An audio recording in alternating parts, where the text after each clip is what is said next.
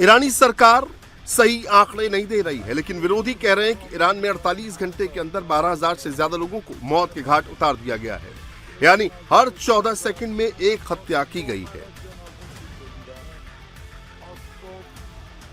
The people of Iran are being slaughtered in the streets and in their homes by a regime that shows no mercy. More than 12,000 Iranians were massacred in 48 hours.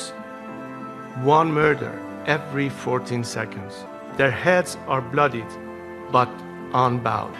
The people have not retreated. Their determination has made one thing clear.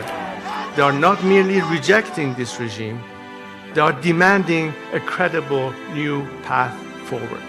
The Iranian people are taking decisive actions on the ground. It is now time for the international community to join them fully. I will return to Iran. The people of Iran have risen to reclaim their country. History will honor those who stand with them. Leader Ayatollah Ali खamenei इस कत्लेआम के लिए America को जिम्मेदार मान रहे हैं।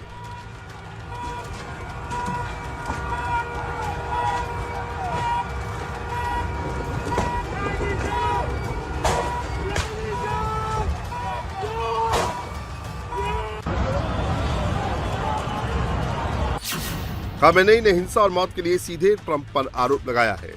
ईरान के सुप्रीम लीडर ने ट्रंप को क्रिमिनल तक कह दिया है और ये भी कह दिया है कि उनके हाथ खून से रंगे हैं। 4 दिन पहले तक जिस ईरान को लेकर ट्रंप का रवैया नर्म हो रहा था, 800 लोगों को फांसी टालने पर जिस ईरान को ट्रंप थैंक यू बोल रहे थे, वो खamenei के इस बयान से आग बबूला हो गए हैं। ट्रंप ने अब सरेआम ईरान में रिजीम चेंज करने का ऐलान कर दिया है। ट्रंप ने कह दिया है कि ईरान में अब नई लीडरशिप को तलाश करने का समय आ गया है।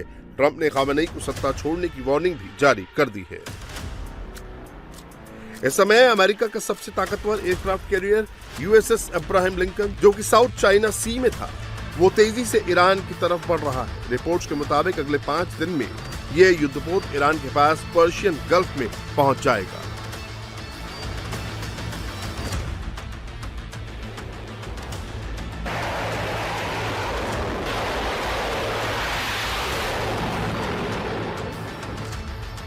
यूएसएस अब्राहम लिंकन अमेरिकी नौसेना का एक न्यूक्लियर पावर्ड एयरक्राफ्ट कैरियर है। यह निमित्ज क्लास का जहाज है, जो दुनिया के सबसे बड़े और ताकतवर युद्धपोतों में से एक है।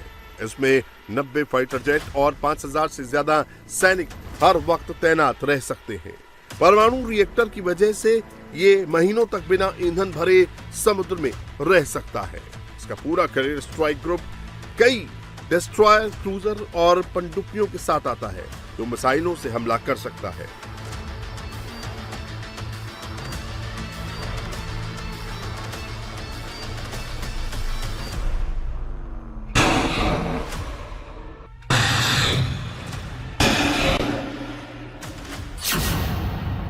अमेरिकी फौज इस समय मिडिल ईस्ट में भयंकर घेराबंदी कर रही है।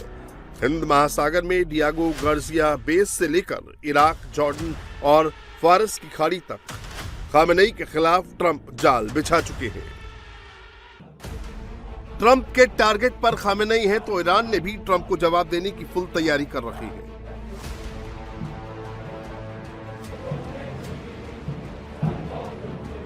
ये ट्रंप को ईरान के राष्ट्रपति का 2 टूक संदेश है।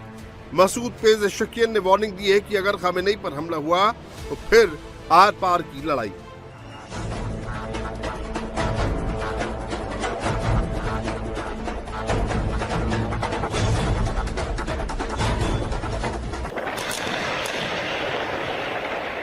ईरान की सबसे बड़ी ताकत बैलिस्टिक मिसाइल है। मिडिल ईस्ट में सबसे ज्यादा मिसाइल ईरान के पास है।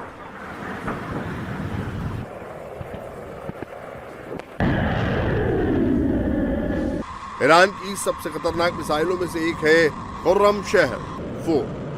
खुर्रमशहर 4 की रेंज 2000 से 3000 किलोमीटर है, यानी ये मिसाइल मिडिल ईस्ट के किसी भी अमेरिकी बेस को उड़ा सकती है, साथ ही साथ इजराइल में किसी भी टारगेट को हिट कर सकती है।